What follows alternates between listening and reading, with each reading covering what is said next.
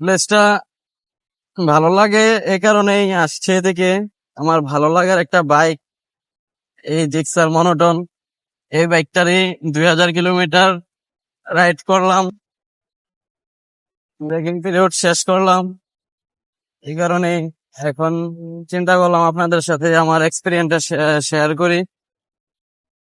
2000 kilometre ride করে আমার কাছে কেমন লাগছে, আমি কেমন ফিডব্যাক পাইলাম এই বাইক থেকে, তার জন্য আসলাম এদিকে সুন্দর একটা প্লেসে। তো আপনাদেরকে এবার বাইকটা আমি দেখাই দাঁড়াই এক জায়গায়। আমার বাইক ওয়াশ করা হয় নাই, এই কারণে বাইকটা একটু ময়লা হয়ে আছে, তারপরেও সমস্যা নাই। আপনারা আমার আপনজনদের কাছে পরিপাটি হওয়ার কোনো প্রয়োজন হয় না। এখানে দাঁড়াই আমরা।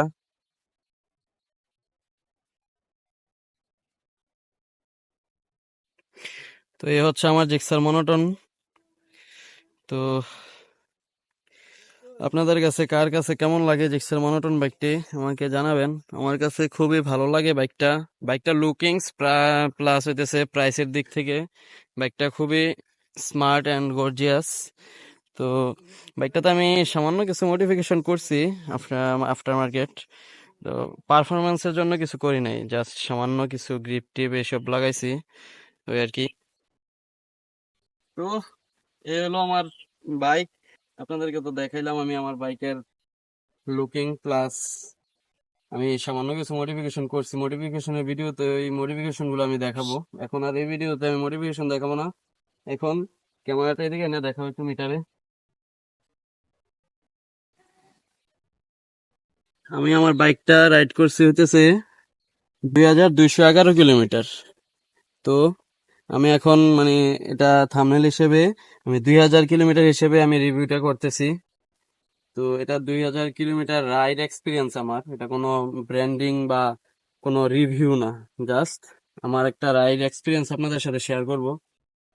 তো জিক্সার মনোটন বাইক, জিক্সারের সকল বাইকে আপনারা জানেন যে ক্লাস এবং এক্সিলারেটর খুবই হার্ড। তো এই কারণে আমার প্রথম প্রথম যখন নতুন নতুন রাইড করতাম তখন আমার এই কবজি প্লাস ব্যাক পেন হইতো। তো এখন মোটামুটি আমার অভ্যাস হয়ে গেছে।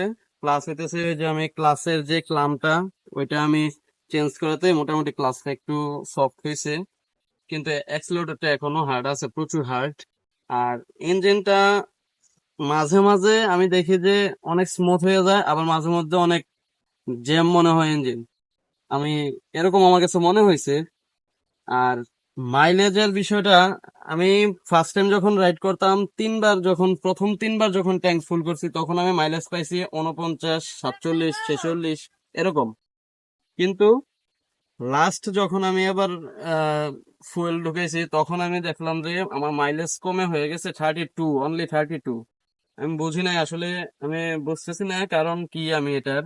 কারণ আমি খুবই নর্মালি রাইড করি, একদম আমি আরপিএম ঠিকঠাক রাখা, একদম 5000-এর নিচে আরপিএম রেখে আমি রাইড করি।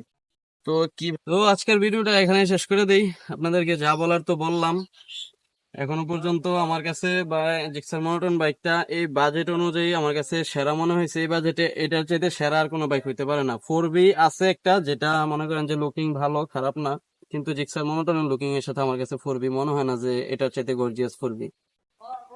তো 4বিতে পাওয়ার আছে, লুকিং আছে, কিন্তু মাইলেজ খুবই কম।